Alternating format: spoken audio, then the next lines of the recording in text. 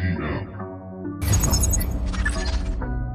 Atención a Mafia Productions.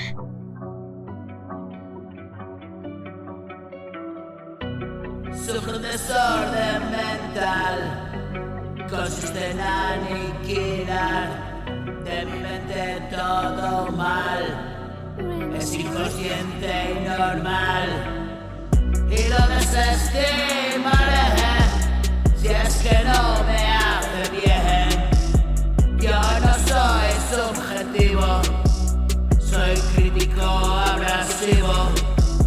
Puede ser una situación, una imagen o opinión.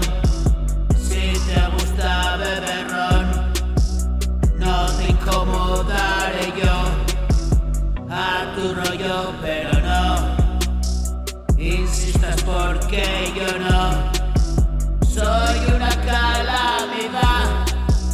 Y si me pongo a alargar, sé cómo herir y dañar. Pónmelo fácil y tal.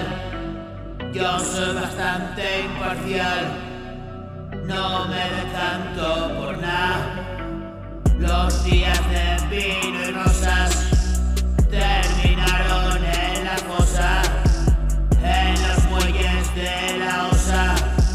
Me abandonaron sin vida, desperté camino a casa, tarde en saber dónde iba. Y otra muerte para la saca, y otra oda a la verdad.